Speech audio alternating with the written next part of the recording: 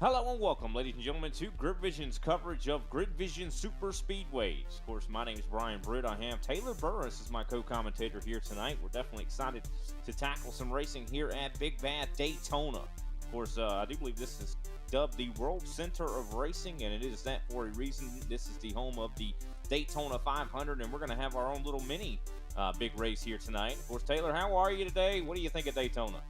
Well, it used to be my home track for quite some time, but this 2.5-mile World Center of Racing, just a few minutes off the coast in Daytona Beach, puts on some of the best racing in all of across the United States, if you think about it. Whether it be, of course, racing at the high banks at Daytona for the NASCAR series, or this 24 hours of endurance racing, we see some exciting action, and we're going to see it here with these Xfintiy cars racing here around this 2.5-mile oval for 60 laps. 100%. Now, looking at the track temp, quite hot, 122 degrees Fahrenheit on the surface itself. So it just went down 1 degree, 121, but still quite hot on the racetrack. Of course, qualifying underway right now, just over 2 minutes left. So definitely excited to see what these guys can bring to the qualifying table. Of course, a lot of times qualifying at these super speedways might not be the best thing to do. We'll have to wait and see how that plays out, but I do believe we're going to possibly be looking at the schedule. Or actually, no, let's look at the championship point standings right quick. Sean Bounty, of course, at the top of the board by quite a wide margin. He's got, I believe, 41 points over James South. South, of course, has been very strong here as of late. I do want to keep note, though, that Sean Bounty has not won a race yet this season. He has just been purely earning points based on consistency. And, of course, like I said, South's in second place. Timothy Babcock, he's in third place. Chad McGinley, fourth. Faison Sheik is in fifth. Mark McFadden, sixth. Bobby Mantle in seventh. Jonathan Platt, eighth. Craig Anzac, ninth. And 10th, Randy Post. That's a look top to bottom at our, I should say, our top 10 in the points. And here we go. We're going to take a look at the schedule for the remainder of this week. Of course, tomorrow night, I do believe we're going to be going Champion Power Equipment Truck Series Racing at my favorite track on the service, Iowa Speedway. I love that racetrack. So look forward to that, 9 p.m. Eastern Standard Time. I'll be on the call. I think Austin Edstrom's going to be there with me as well.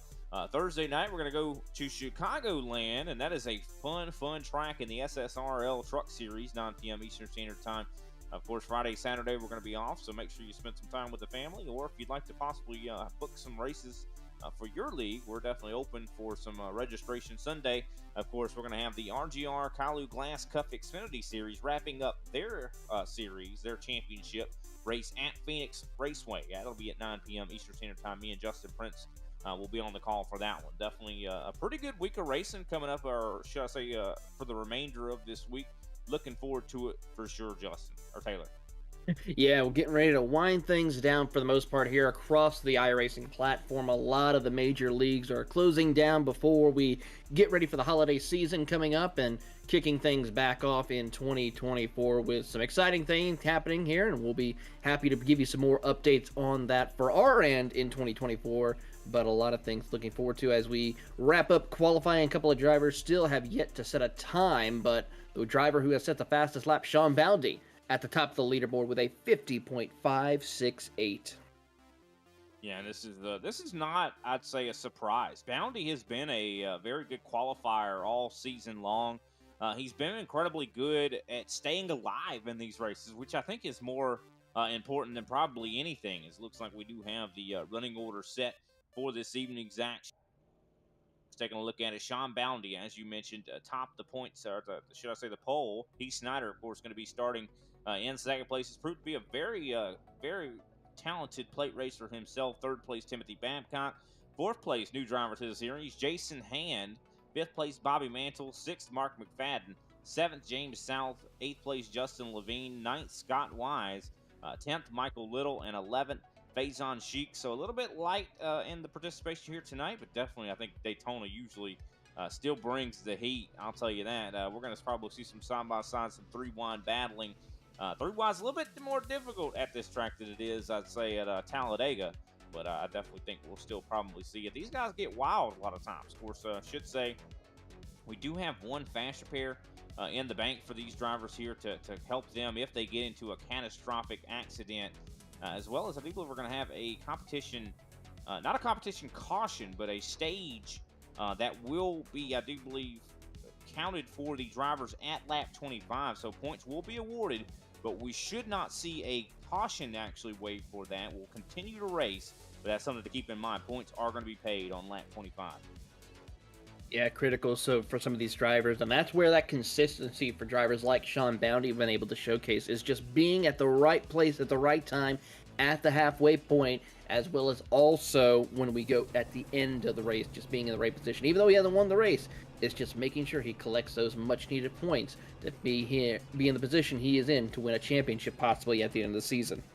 Yeah, and if I'm not mistaken, he's been one of the highest points earners, I should say, when it comes to those that lap 25 stage here. So we're set to get going here at Daytona. Definitely excited to see who's going to be able to come up on top of the points, or should I say the cross the start finish line first here tonight.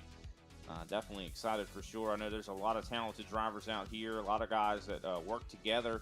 But one thing about this race car in particular, very difficult to actually bump draft. This is not a car that is really known for that, Taylor. It really is not. I mean, you see a lot of different things regarding this track with how the Superspeedway style racing is, or as we know nowadays in the real world of NASCAR, the drafting tracks, because Atlanta is not that 2.5 miles speedway.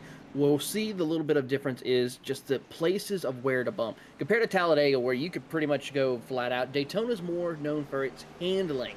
There's going to be certain points of the race where the car may get a little tricky to handle at a certain point in the run if we stay green through the majority of this race. So keep an eye on how the drivers be able to negotiate through that, as well as how the handling of these cars are going to be towards the middle stages.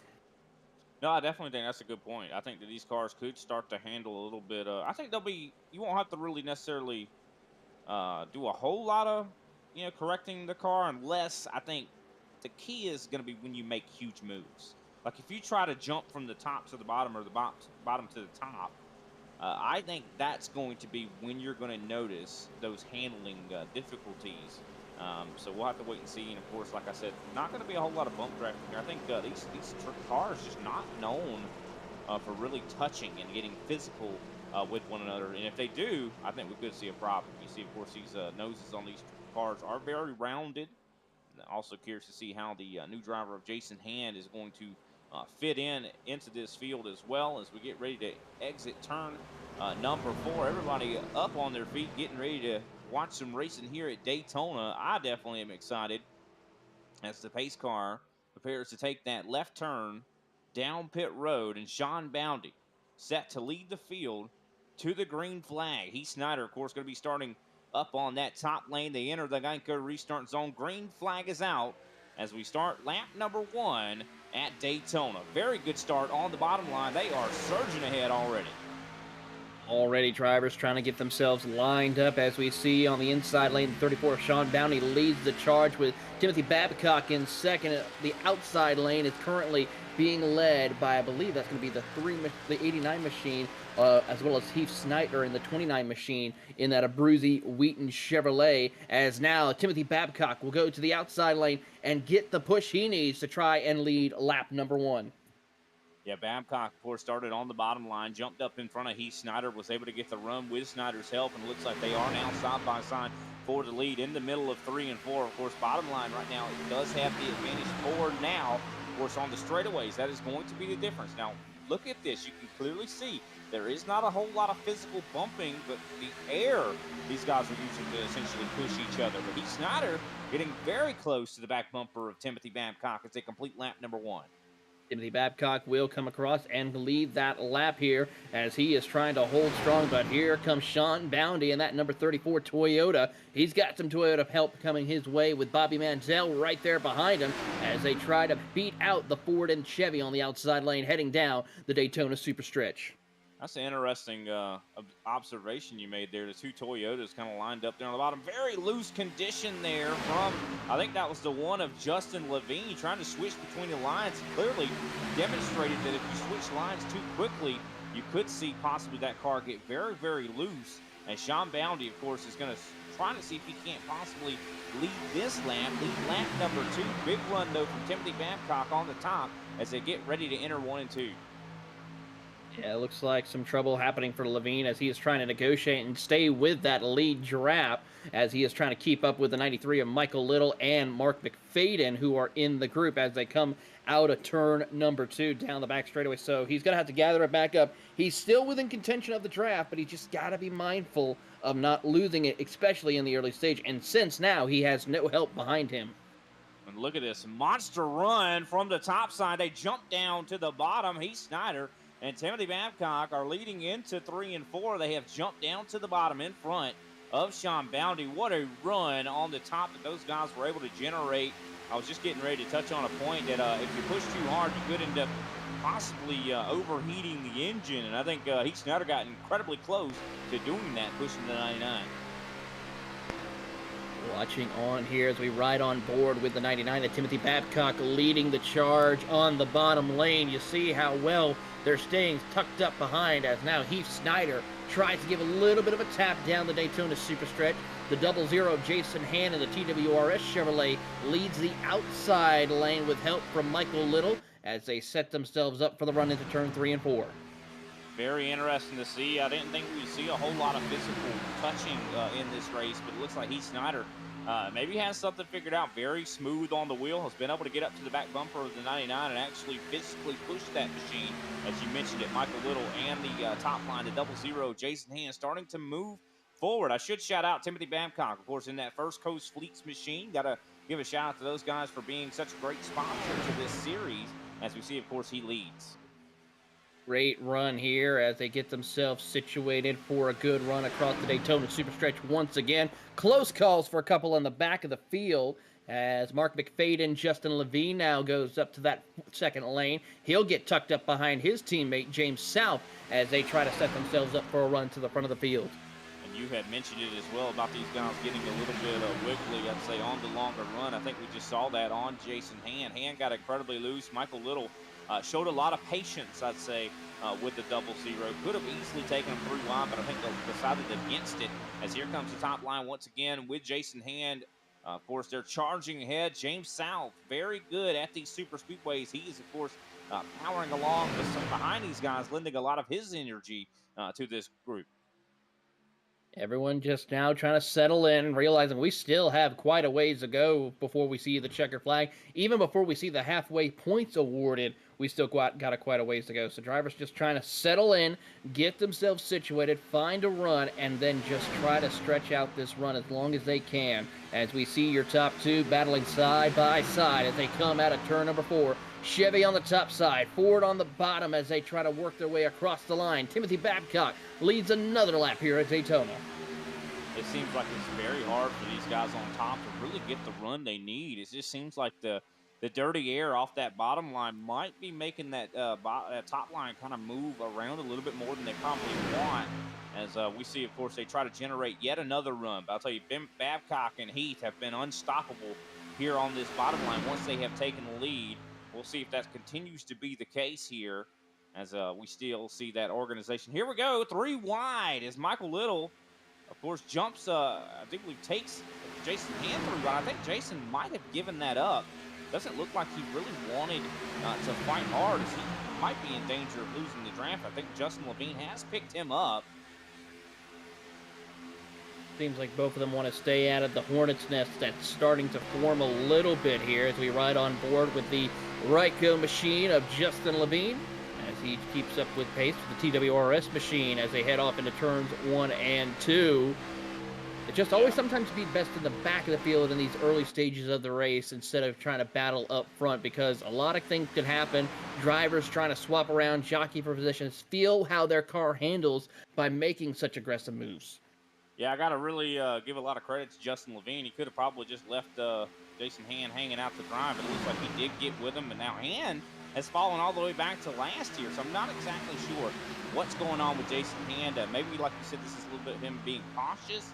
But I know when you're at the back like this, it's very easy to lose the draft and be in no man's land. And just this looks like it's got all the markings of possibly a very green run. But here comes a big run from Bobby Mansell. Going to see if he could possibly take the lead with the help of Sean Bounty. Bounty was on the bottom line. He has jumped up in front of Michael Little. We've seen quite a shakeup in this pack.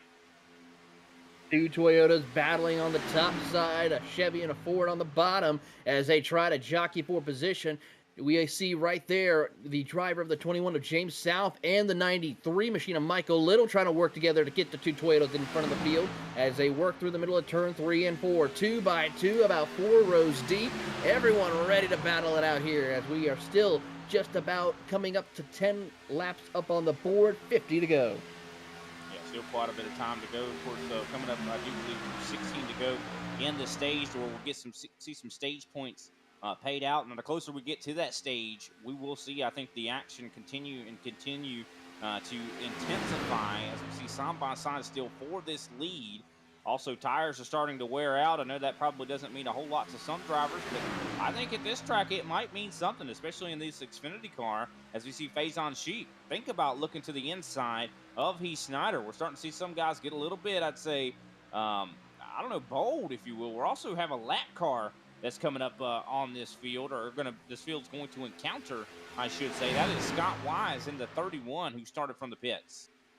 Yeah, we see Scott Wise. He's going to have a caution to help him out quite a bit here with the situation he is in the 31 machine. So, tough break for him. He is all by his lonesome, and the field's coming around very quickly to catch up to him.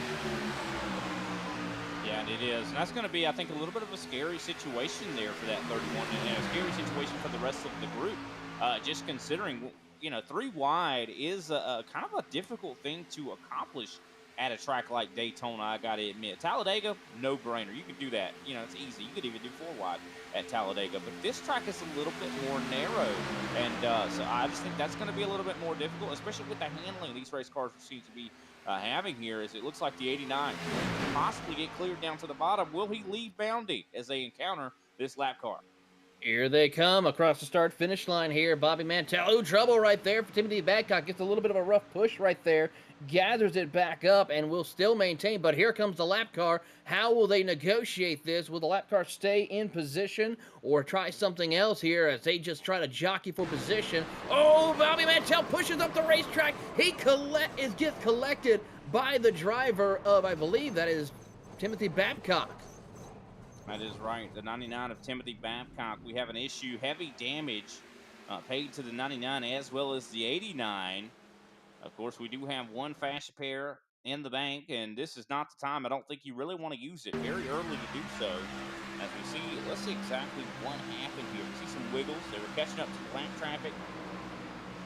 And I think Babcock saw the 31 of Scott Wise and was like, I need to go up and probably to get out of the way or to get by this 31. But Bobby Manson was not thinking about that. He was like, I'm sorry, but you're not coming up. And I think that was where the kind of argument for space happened. It happened quickly, too. It certainly did happen very quickly, and unfortunately, both they are in contention of having to utilize their fast repair very early in the race, which is something you don't want to be having to use, but it is going to have to happen for the time being. Oh, yeah, definitely. I mean, we have some big accidents under caution. Faison Sheik into the 34 of Sean Boundy. What in the heck just happened on the racetrack? The 15 just drove right into the back of the 34 under caution. Oh, my goodness. Taking a look back at the replay here, you see the 15 just drives right into the 34. That is something that's surprising. My goodness. You don't see that every day. You maybe see it in some official races, but very rarely do you see that happening here. And unfortunately for Fionn, it's just a tough break. He was apparently paying attention to not the main Something car. else. Yeah, he was paying attention to his overlays regarding how close he was closing in on the other competitor, but it was the car that was beside him he was focused on, not the car up ahead of him. Yeah, I mean, it doesn't look like he hit I don't know if he let off. He let off just a couple seconds before he got up to Sean Boundy. And, oh, my goodness. And that, of course, is going to cost Sean Boundy a fast repair as well. I mean, that is crazy, to say the least. I know Faison's got to be feeling quite silly after that whole ordeal. And I wouldn't be surprised if he's apologizing profusely over the radio. I mean, that is just that's not ideal at all. No, it's not, but it has happened before. But he is able to utilize that fast repair, continue on his way. Yeah, 100%. Glad that those guys have that fast repair because that would, I mean, it is still, I'd say, unfortunate to have to use that fast repair this early. But if he didn't, if Sean Bounty didn't have it at all, that would be even more unfortunate. I mean, we've seen Sean Bounty come back from things like this. He's been so consistent this season, and he's also got quite a good points cushion. And I think tonight he might be using that. If something else happens like that, that might be his day done. As of course, Scott Wise, fortunately for him, at the time of that accident, he was able to get a lap back. He almost went 2 laps down, but unfortunately, he stayed 1 lap down and was able to get the lucky dog to get back on the lead lap. He got hit the jackpot. He certainly did, and now he's gonna lead them to the green flag when we go back racing here momentarily. And I do believe we're going to go ahead and take a quick commercial break. We'll be right back here with the green flag.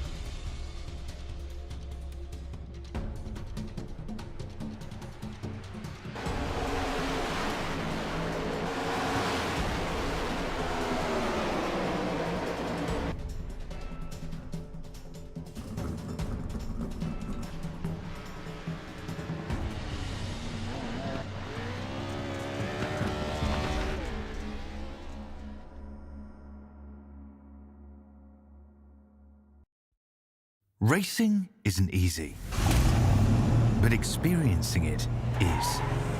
iRacing puts you in the driver's seat with the industry's leading sim racing game. Drive on laser scan replicas of the greatest racing circuits from around the world. Go head-to-head against other drivers chosen by skill-based matchmaking to ensure competitive racing at every level. Compete across all your favorite series. In officially licensed cars, engineered to deliver the most accurate driving experience possible.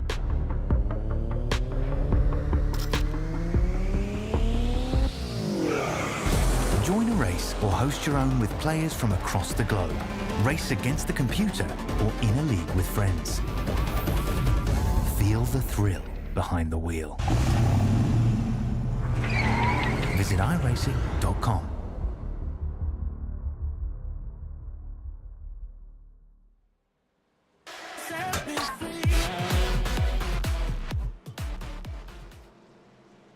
Welcome back, ladies and gentlemen, to GridVision's coverage of the GridVision Superspeedways series. Of course, my name is Brian Britt. I have Taylor Burris as my co-commentator. Pace car lights are out, and we're actually getting set to go green here as the pace car takes that left turn down pit road.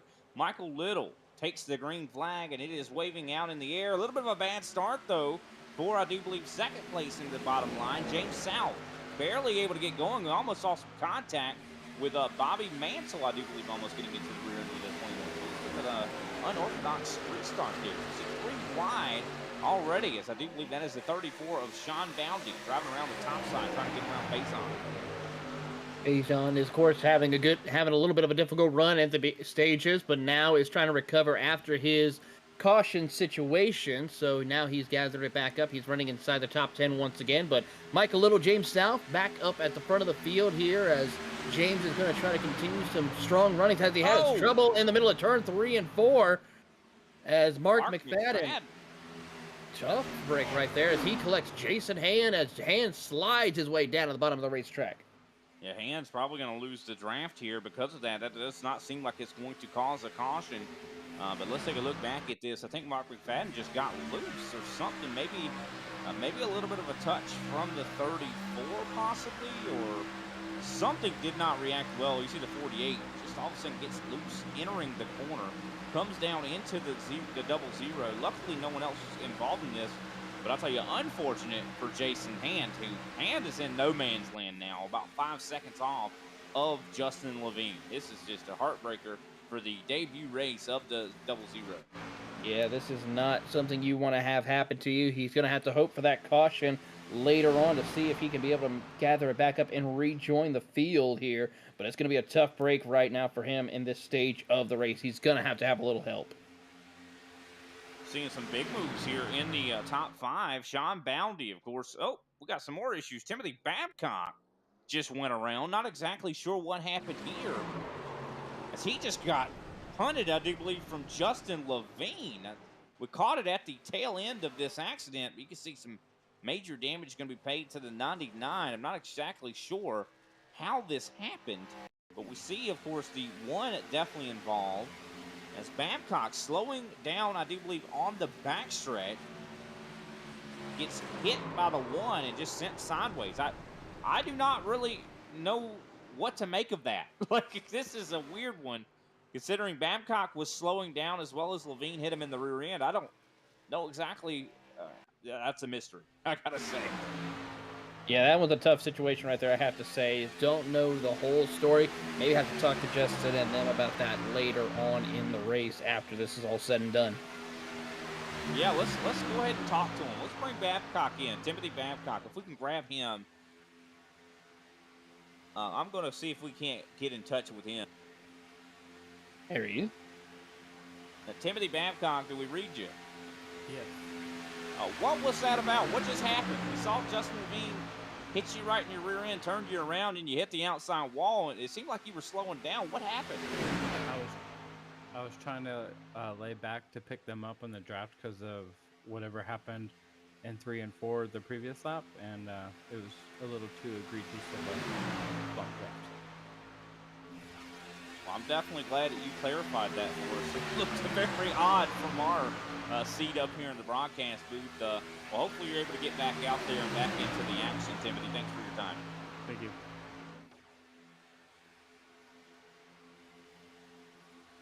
Well, I guess that answers that. There you go. Problem solved on that matter. Of course, we see the main pack racing quite hard. Bobby Mansell, of course, on the top middle line, I should say, battling right now with Michael Little. Little, at the moment, is ahead of the top line. Of course, he's being helped by James South. Both of these drivers, I do believe, on the same team, good friends, and it seems like they have definitely committed to helping one another. Seems to be the case here, as they're going to try to get themselves set up. All 3 Toyotas on the top side of the racetrack. Then you have all 3 Fords on the bottom of the racetrack. So that's where you see some of the manufacturers. Of course, both of these 2 manufacturers going to have some brand new Cup cars coming in 2024. And possibly at least the Mustang might have a little bit of an update for the Xfinity car in 2024 as well. So stay tuned to see when that will happen on the iRacing platform. Well, isn't that something cool? I mean, I didn't know about all that. I knew that they were revamping the Ford for the next-gen car. I did not know anything about the Xfinity. So really cool to see that and hear that, as we see, of course, Bobby Mantle takes control. It looks like the Toyotas are in control now, and I think Sean Bounty and Faison Sheik have definitely figured out their differences after that collision on the yellow flag we had earlier, as we see a run there. Scott Wise, what a recovery from him, as he's now side by side for 3rd place. He was verging on going 2 laps down earlier in this race, but now is up in the top 5. Going to have to hold his position here for the time being, as that number 31 of Scott Wise is all by his lonesome, trying to see if he can side draft past his competitors. Not going to work this time. He'll stay on the outside lane, side by side with the 15 of Faison Sheik, as he works his way through. And now here comes a little bit of help from Michael Little in the 93, giving him a big of a push with James South right there in the mix. Yeah, looks like the 31's definitely going to get a big help there. Of course, it looks like the Ford's kind of working together with the Chevy against the Toyotas. Toyotas seem like they got it figured out fairly well right now, as they have control of the bottom line, as we're on lap 23, coming to start lap 24. Keep in mind, we will be having a stage at, I do believe, lap 25. So that will be some points that are going to be on the line as we go 3 wide right now for the lead. And no, most of the time when you go 3 wide at tracks like Daytona, things go wrong. Big wiggles for the 15 of Faison as he loses a lot of momentum, and it looks like Scott Wise is going to be able to take advantage.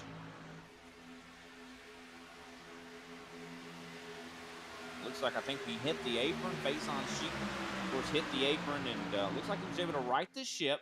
Drafts back up to his Toyota teammates. But that could have been a big deal. Looks like Scott Wise, though, able to utilize the momentum from Michael Little as well as James South to challenge for the lead. Seeing this is normal. We see at Daytona a lot of times the top line, especially when you're organized, can be the stronger of the two lines because you're able to build up a lot more speed up there. But I think this is the first hints we're really seeing of that happening. Yeah, we're starting to see that outside line really come into play here as we ride on board with the driver of Scott Wise. Everyone's trying to get that outside lane going because we've been seeing that here more recently in the years in NASCAR racing. That outside line is the dominant preferred line.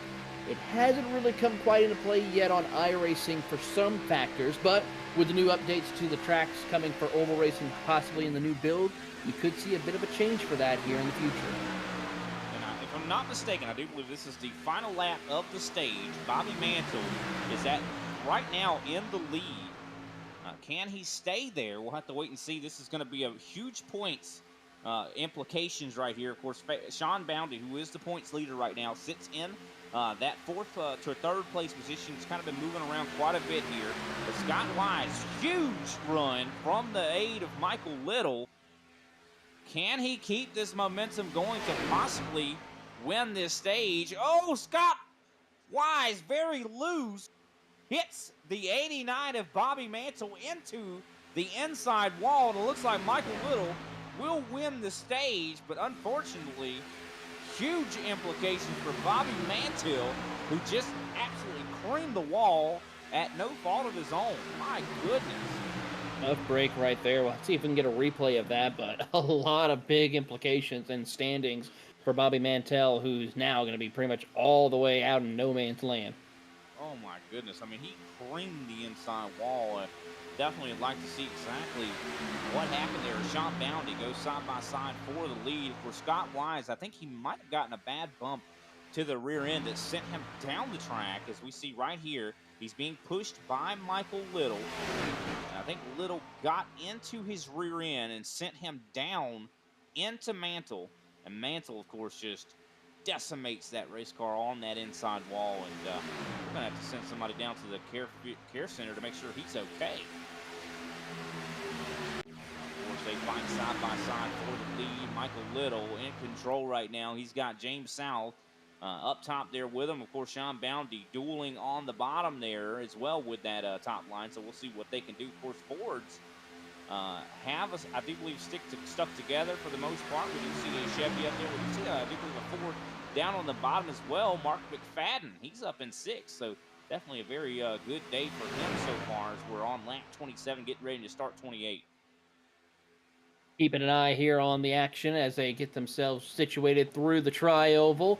Watching on as Michael Little is going to try to lead that lap. But here comes Sean Bounty after his fast repair is now in the hunt. The two Toyotas now will try to dive their way to the bottom of the racetrack. He'll nose out ahead of Michael Little for the race lead. I do want to also alert and remind all of our audience out there that Sean Bounty is the points leader in this series, but has not won a race yet. And so I think that eventually is going to change. And could that be here tonight? He's had a very good shot at it. Of course, he does not have a fast repair left in the bank. I also should mention that we only have 6 drivers that are in this lead pack right now. They're all within about 4/10 of each other, pretty much under a blanket. Of course, the rest of the drivers, Heath Snyder, he's about 15.5 seconds back from this top 6. Justin Levine, he's about 15.5 seconds back, as well as Jason Hand, he's about 15.5. So all these, there is another group of cars that are further back, and they're actually running faster laps than this top 6. Of course, it's going to take a miracle for them to catch up there. It really is. They're going to need help from a caution if that were to come into play, because right now they are looking at 15 seconds back from these top 6 right now. So they got quite a ways to go. If they're able to get single file, maybe they can punch a little bit of a hole in the gap that they currently have, but these drivers up here in the top 6 have to be a little more aggressive and not so much drafting like we're seeing right now. Well, they are kind of aggressive up here. I mean, they're battling one another. They're not really in a line. And last time by, looking at lap times, let's see what it is this time by. I do believe, yeah, Michael Little hit a 48.297. Of course, looking at that second pack, Heath Snyder, 47.643. That's 8/10. I mean, that's like 8/10 faster right there. And if they continue to do that lap after lap, I think they can make up that 15, now 14 and a half seconds. I think it's possible, but they are going to have to be incredibly consistent. And they're going to have to hope that these guys up here in this front pack don't get wise to it. Because if they start to realize that, hey, those guys are catching us, let's get in a line, that changes everything. It really does. So now we'll have to see how this will play out amongst these 6 drivers as they try to jockey for position here. You see the 2 GV cars up on the top side of the racetrack, the 2 Toyotas on the bottom, and then you have, of course, the other drivers of Mark McFadden and Scott Wise, the other Ford and Chevy, who are there right there in the catbird seat if something were to happen.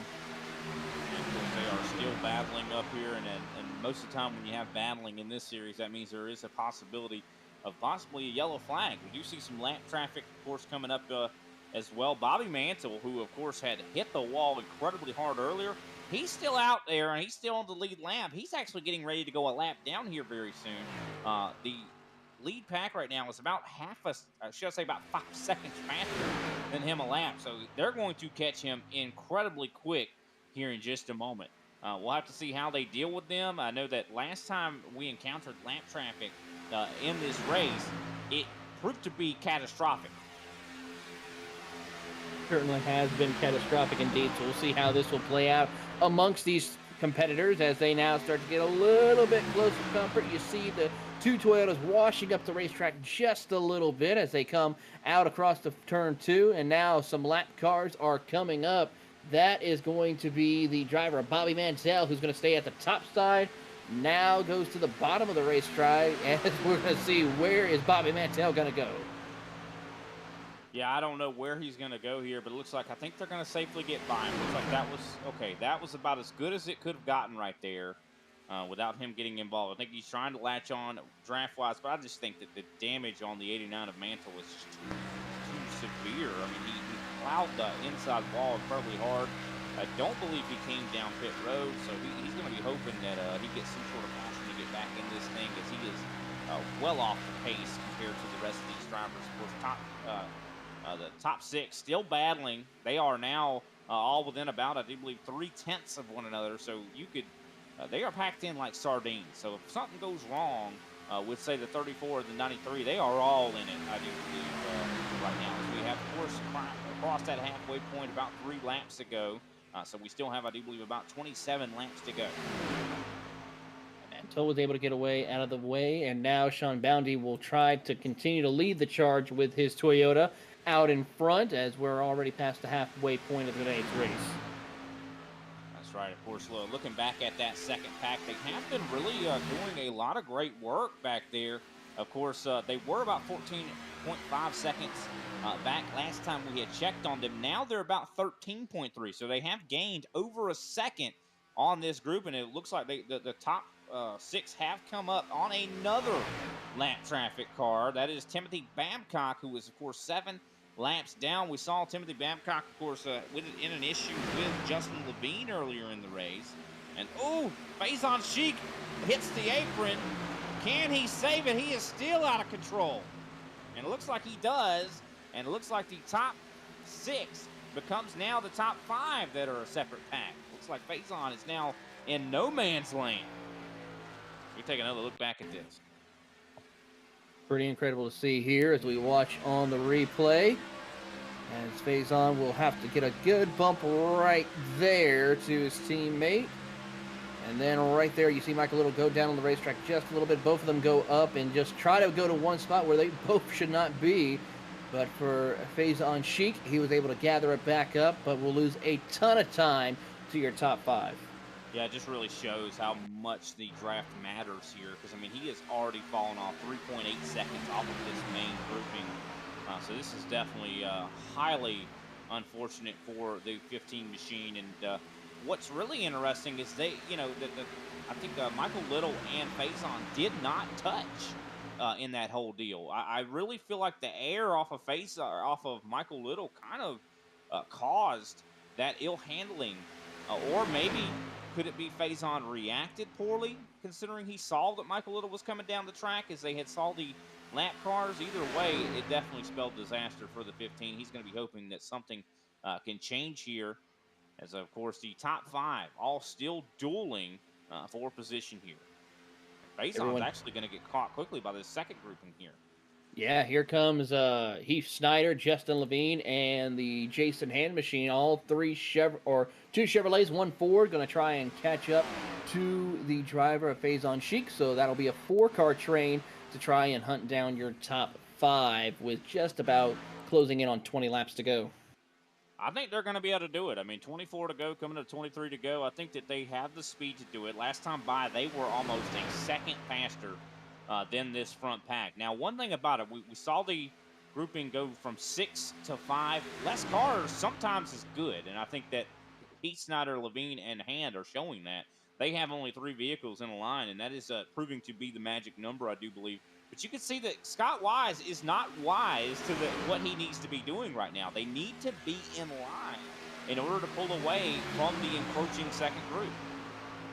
Yeah, they're going to have to be careful with that here as they are trying to close in, and they are talking a little strategy as we ride on board with James South, who is looking to try to see if he can get a good run in the points standings. Of course, last time we looked at the points standings, he was second, and if he's able to make it work, he could have a shot to maybe retake the points lead here if he can stay ahead of Sean Boundy.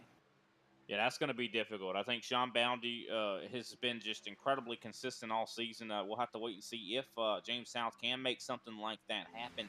I do want to also put our attention to, we see as they battle quite heavily here. One thing we have to keep in mind is we're over 20-something laps into this stint.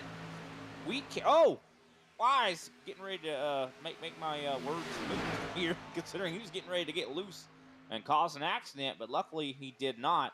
But these guys can't make it to the end on gas, Taylor. I mean, we're going to need to have a green flag stop if we stay green. That could change everything. It really can. So we're going to have to see a little bit of strategy call of when these drivers will have to come down pit road in order to top off with fuel, and that could change the whole outlook of this game. You see these 5 drivers here, they're trying to really battle. You see them in 2x2 position, and then 6th to about 9th, you see them all, well, I say that, 6th to 8th, they're single file trying to get themselves lined up and stay ahead. That could be a big help for them as far as utilizing the fuel. Now, for the drivers who are leading those said packs, Michael Little, as well as also the driver of Heath Snyder, they're going to be using up the most fuel. So they have to be the ones that determine when to come down pit road. Yeah, that's definitely interesting. And, eventually I think we're going to see Heath Snyder catch up to the back of this 5-car grouping. Last time by, they were, again, about a second faster. I mean, that just shows you cooperation. Cooperation is incredibly important at a track like this. Now, of course, we do see Faison as well as Timothy Babcock, who's 8 laps down, actually catching up to the back of Heath Snyder, Justin Levine, and Jason Hand. If Faison and Timothy Babcock start to try to challenge the dynamic here, if they start to try to pass Jason Hand, they try to start to pass Justin Levine, that is going to take away the momentum that 3-car group has had. So I'm sure that they're probably talking over the radio, probably saying, hey, please don't try to change anything because we are running these guys down. Of course, Michael Little out front right now still, as he has James South right behind him. We still see battling Scott Wise, still trying to make something happen to possibly get onto the podium. And I'm sure a lot of those drivers up there in that top 5 are like, hey man, can we just cooperate a little bit here? Those guys are catching us by leaps and bounds. And I think now, while we wait for this second group to catch the first pack or possibly green flag pit stops, I think now is a good time. Let's take our commercial break. We'll be right back. We'll go side by side. Thanks for watching GridVision.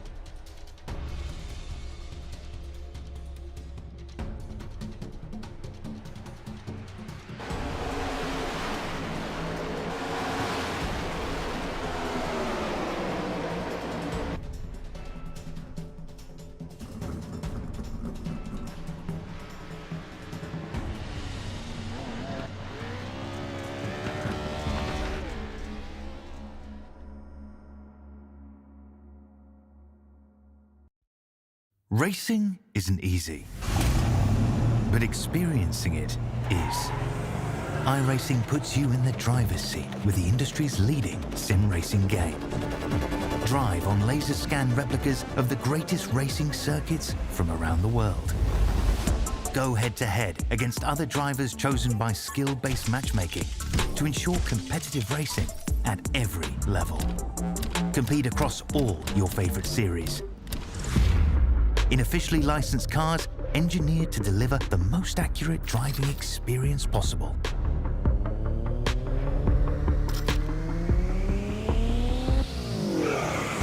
Join a race or host your own with players from across the globe. Race against the computer or in a league with friends. Feel the thrill behind the wheel. Visit iRacing.com.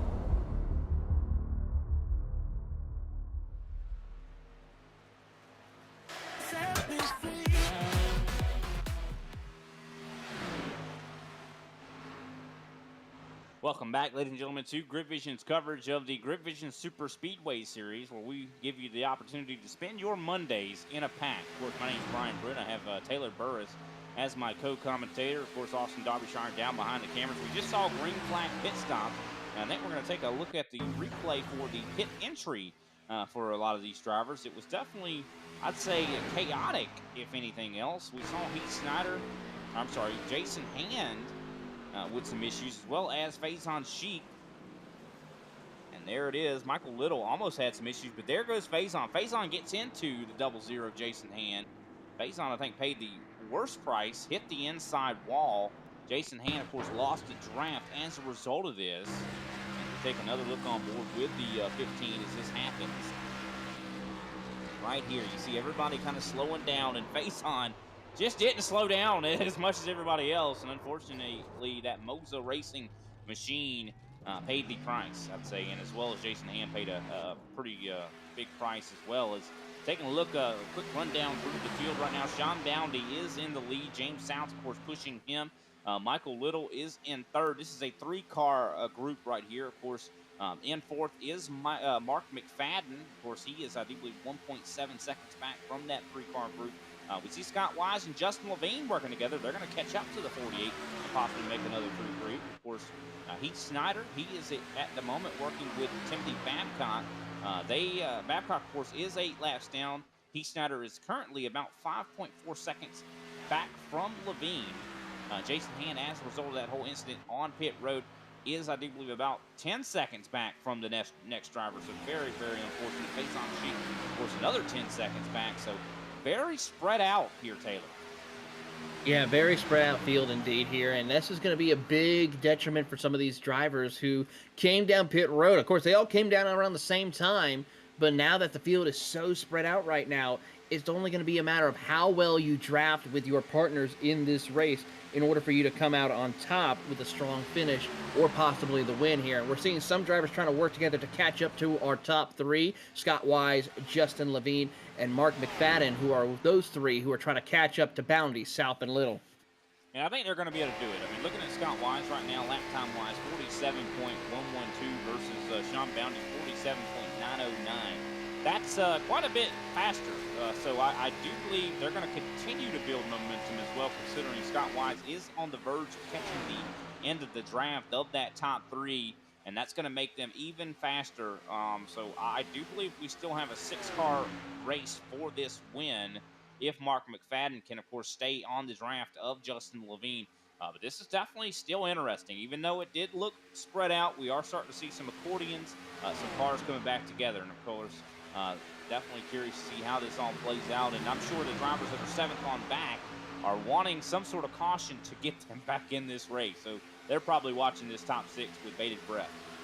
They certainly are, and that's going to be exciting to see how this will play out. 13 laps to go, and everyone now is starting to get themselves organized once again, as now those 3 cars have caught your top 3, as James South leads the way, Mike Little in second. There you see Scott Wise trying to work his way through. Little's going to stay on the outside. Wise thinks about going to the bottom. Can't quite make it work because Boundy shuts the door on him. And now Mike Little, with the help of Scott Wise and Justin Levine, pull away to lead the field.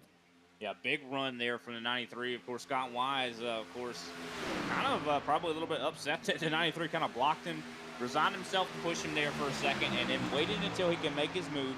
He jumped down. Justin Levine went with him. So it looks like Justin Levine and Scott Wise very effectively working together as we come to now 12 laps to go. Wise now up in front, and let's see what he can do in that Bass Pro 31. It Mike looks like actually, Michael Little has disappeared.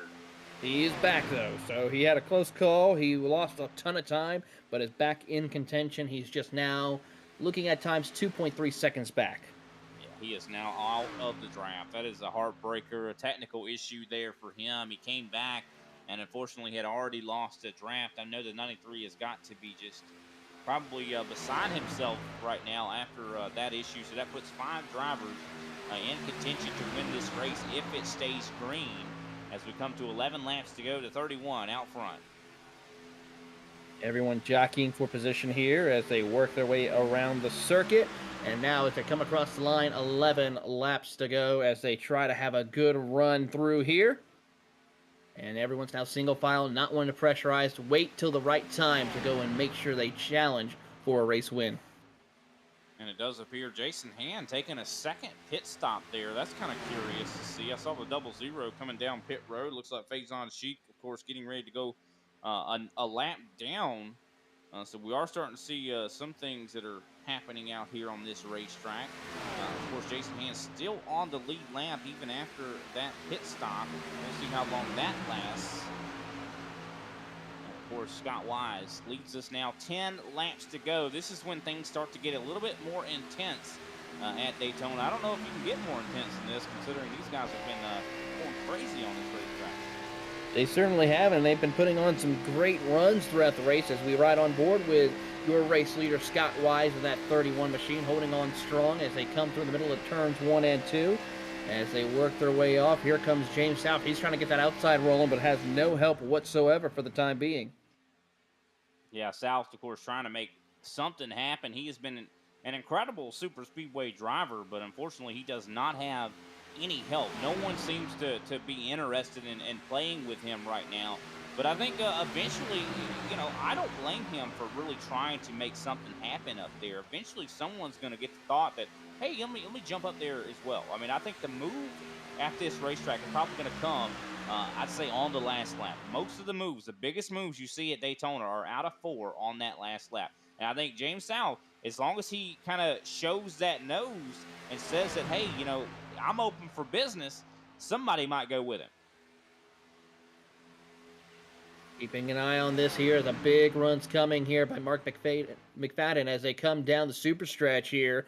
Gets a good push from Sean Bounty. He's now going to get tucked up behind the one of Justin Levine for the time being and tries to keep up with the pace as your top 5 now.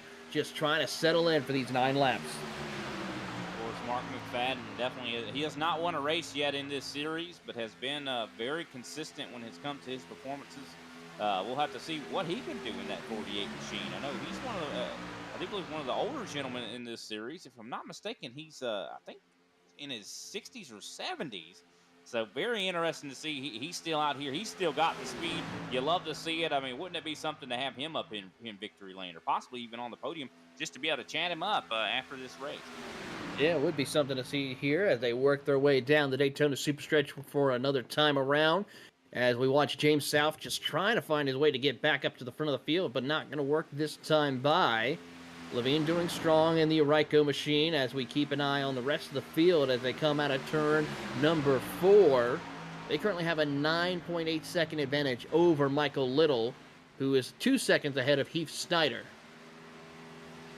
Yeah, definitely still anybody's game here up in the top 5. I think any of these drivers have a shot here. Of course, Justin Levine has always been known to be a very, very talented super speedway driver. So I do expect that he is going to make a move at some point. And it really just depends on who goes with him. And I think if I was in Levine's shoes, I would want the 21 behind me to make that move. Otherwise, I just don't know if Levine can trust that the 48 is going to make the move with him.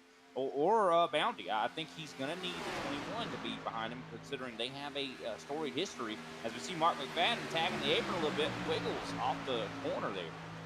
Yeah, he's having a little bit of a wiggle there, gathers it back up, will continue on his way, though, as they come across the line. 6 laps to go. 6 laps to go, definitely quickly approaching the end of this race. Definitely has been an exciting one thus far here, as I've been thoroughly enjoying it.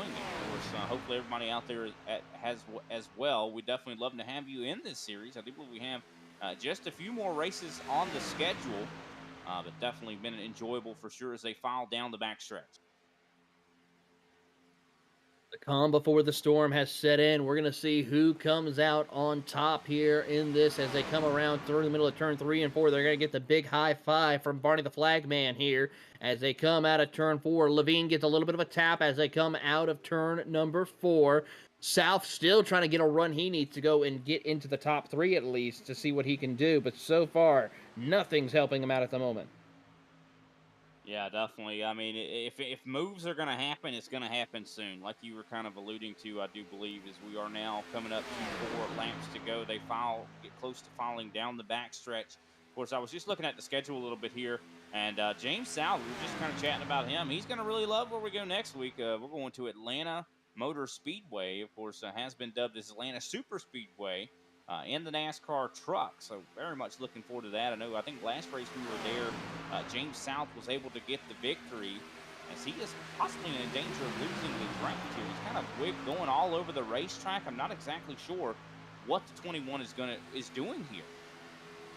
21 is being a little interesting to see what he's doing. He fell in quite a base back, unless he's trying to get a big run of the draft, but it's going to be too little too late. No. I don't know. He is now starting to draft back up. I think maybe that's what he's trying to do, to just build almost like shoot himself out of a cannon. I haven't seen this strategy in quite a while, but it's definitely working. Look at the run he's getting right now. Big run here as he comes out, and he's going to try to get a little bit of a drove from the tail end of each of these cars. He is hitting some extreme speeds here, 187 miles an hour compared to about 183. He is starting to taper off just a little bit here, so he's got enough of a run to maybe get to 3rd as they come across the start-finish. Yeah, if he was able to do that on the last lap, somebody goes with him, I think he could be able to make something happen. He's still doing something now. Here comes Levine. Levine looking up top a little bit, thinking about it, and looks like South. It looks like he and South are going to get together. I knew these guys had something in mind. I bet they've been communicating. I guarantee you they've been talking over the radios and saying, hey, man, let's make this happen. And looks like it is happening now. We go 3 wide. Sean Bounty looks like he is going to elect to stop going 3 wide and follow in the tire tracks of the 21 and the 1.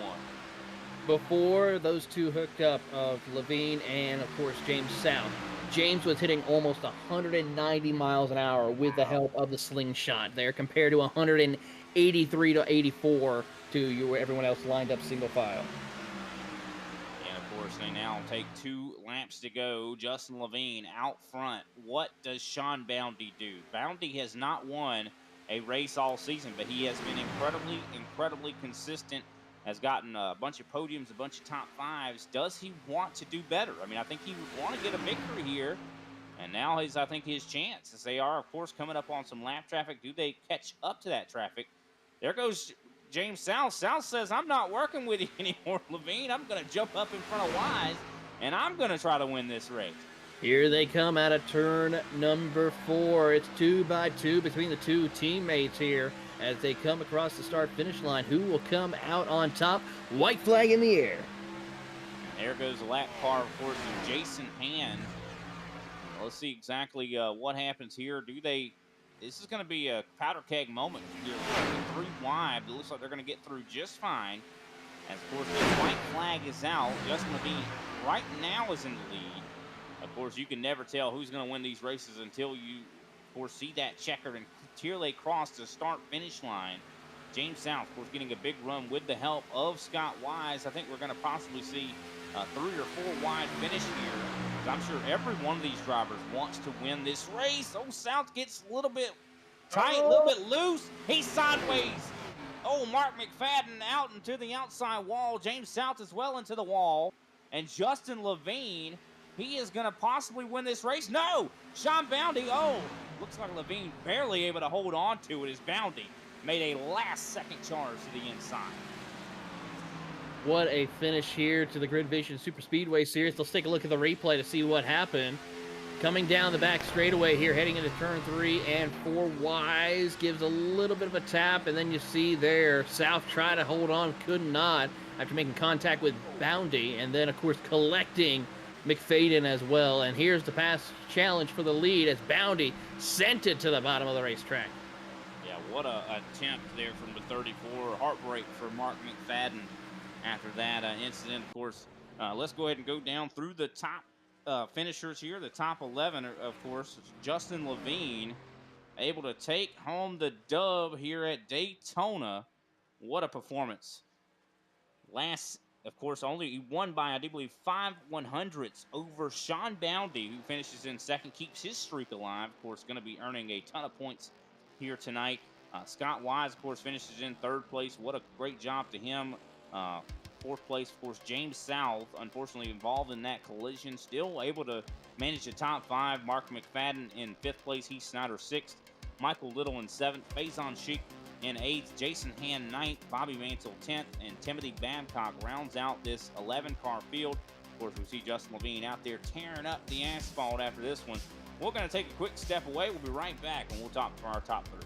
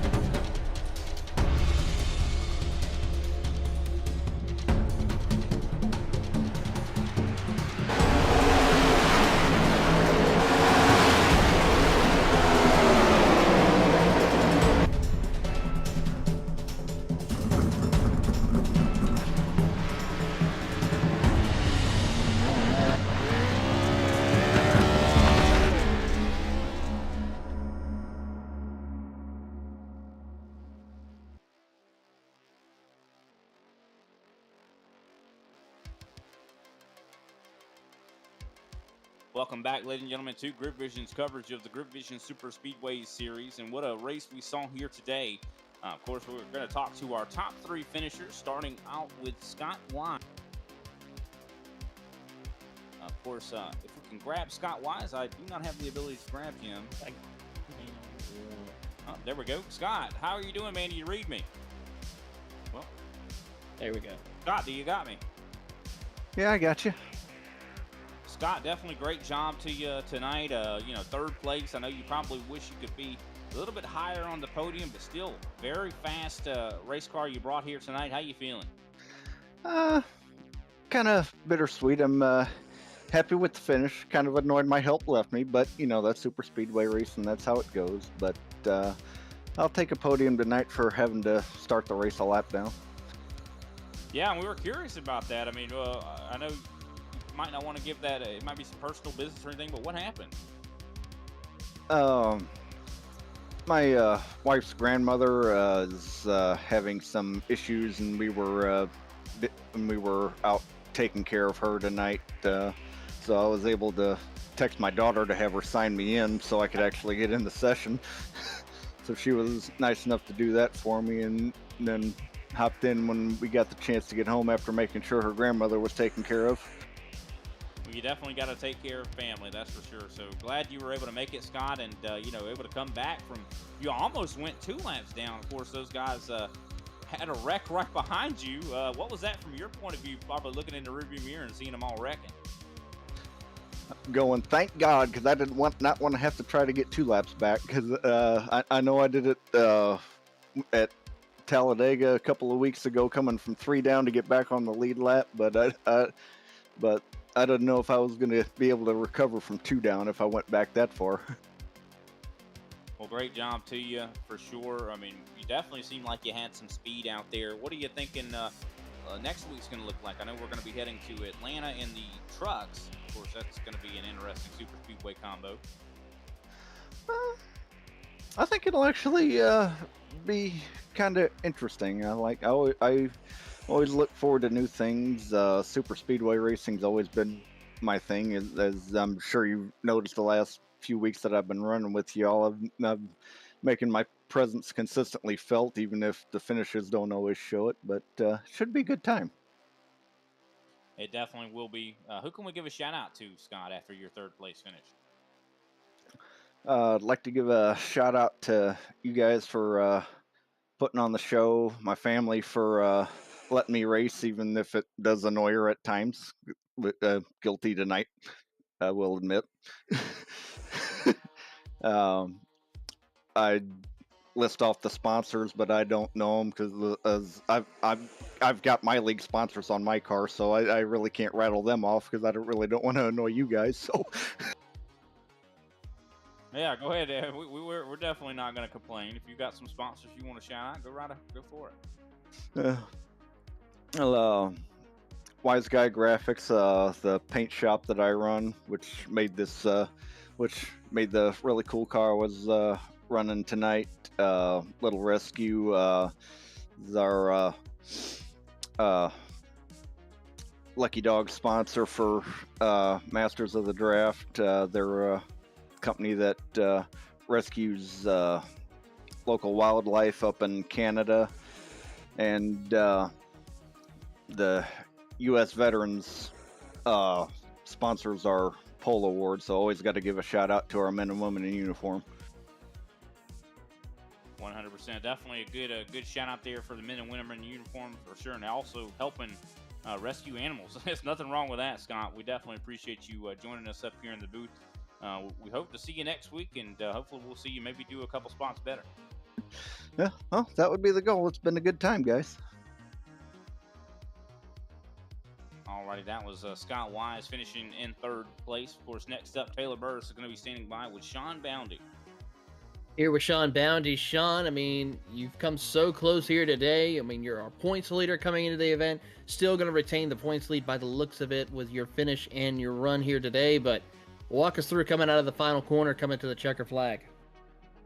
I had to go back to the replay just to make sure I never came up on South. Yeah, I came down, got my little fender, and it kind of wiggled them a little bit, and that portion of the race was kind of a sigh of relief because it's really just right now it's me and South. South's trying to get as many points as he can, but after that there was just no momentum left. Like no matter what I did, I made an effort, but I had no run left to really get momentum. All I could do was go up to the wall and see if he gave me enough room on the bottom to get under there, and hopefully it wasn't a Edwards Kozlowski situation all over again. But yeah, it was a fun race. Wish we'll get the numbers up and have more competition out here hopefully soon. But yeah, there wasn't really too much to it. Before we let you go, Sean, anyone would like to give a thank you to as we get ready to head off to Atlanta next Monday? Yeah, just to everybody that shows up each week and sticking it out, and we got something good going on here. We just need to find momentum, and everybody at GridVision for putting this on and letting us race and giving us a home. Yeah, it's fun to race out here. If anybody's watching, just pick up your steering wheel and come join us. That is Sean Boundy, your points leader, and coming home in 2nd place as we're joined by our race winner here today, driver of the number 1 Ryko GV machine. It is Justin Levine, and he is with Brian Britt.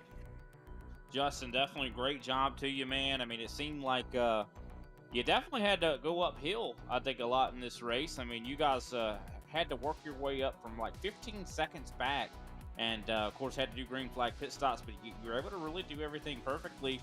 Walk us through what it took to get that victory done. First, before anything, I have to apologize to Tim. I don't know how that happened, but I asked him and Heath to drop back to pick me up because of one of the cars that Jason hit in the apron there.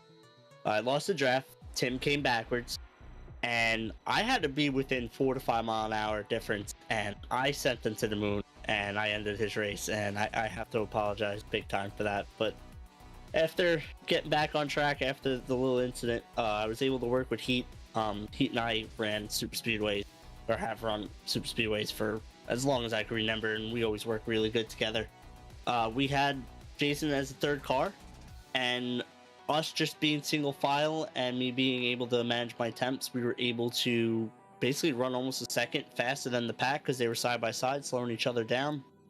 I think we got the gap down with almost like 10 seconds coming down pit road, and I went as far as I could down pit road and closed the gap, barely hung on. I yelled out for Scott. Scott was nice enough to drop back, and I pushed him to the front. I was honestly going to stay with Scott all the way to the end, and then I saw my teammate coming, and I got to help a teammate. Jumped high, went for James and I to the point, and James left me, so I just held my line on the bottom and was hoping that I would have the third car there to get the momentum, and unfortunately they wrecked between 3 and 4, and it was just between Sean and I. Yeah, and it was a really good battle between you two coming out of turn 4. I mean, Sean tried to go underneath the yellow line to see if he could maybe make something happen. They were coming across the start-finish line, but you were able to hold him off by 500ths. Definitely a good win for you, and unfortunately, you kept one from Bounty. He hasn't won all season long, but he is still a points leader. I mean, it's something special to say. Big shout out to him. But I mean, you've always been such a talented driver at these style tracks. I mean, what does it take to be that good at these tracks? Patience. You got to survive. You survive, you have a chance. You always do.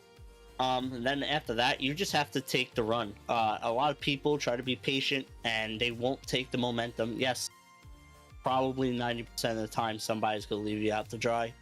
But when people start seeing that you're the aggressive one, you're going to lead the line, people start going with you, and you make a name for yourself. And anytime I'm on a super speedway, people know my name, and I'm lucky enough that I got a few friends on the track to get back up front. Then after that, it's chest at 200 miles an hour. I got to make sure I put my car in position to win. But with Sean's a hell of a driver. I didn't realize that he hasn't won this year, but as you can see, he doesn't need a win to be the points leader. His day's coming. As you can see, he's there week in, week out, as long as he doesn't get wrecked. Yeah, 100%. Of course, next week we're going to head to Atlanta for going to have the trucks there. How do you feel about that? The trucks at Atlanta is a really good package. Able to get 3 wide. Depending on the setup, we'll do some testing and tuning to make sure that's fun for everybody. But it either starts plowing and you gotta not drive over your head at the beginning and save your tire, or it gets really loose, depending on how you drive it. So it should be pretty fun. Well, we definitely look forward to it, Justin. Who can we shout out after this victory tonight? Shout out to you guys, the best in the business. But admins, Darby for doing this for us. Tim, First Coast Fleet Services, and all the viewers. All right, Justin. Well, definitely thanks for your time. Congratulations on the win once again. You have yourself a great night. We'll see you next too. week. All righty, that was Justin Levine, driver of the One Machine. Definitely a great performance here tonight at Daytona. Taylor, I mean, wow. I mean, just a great race altogether. Went by very, very quickly. Some of the race looked like it was out of the twilight zone with the things that we saw happening out there. We saw wrecks under caution. Man, I was getting ready to have my eyes checked after some of the things we were seeing.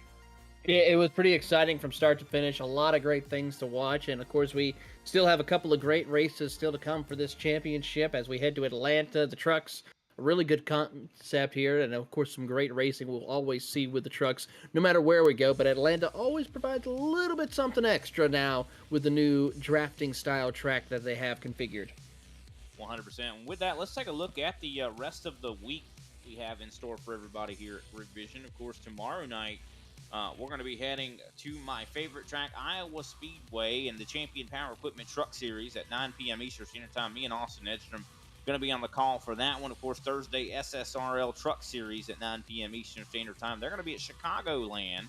And, of course, rounding out the week on Sunday, we're going to see the RGR Kalu Glass Cup Xfinity Series round out their season at Phoenix Raceway. So definitely looking forward to that one. It's going to be Lance Ripka versus Thomas Wolf. I think Ripka might run away with it. We'll have to wait and see how that plays out, but definitely looking forward to it.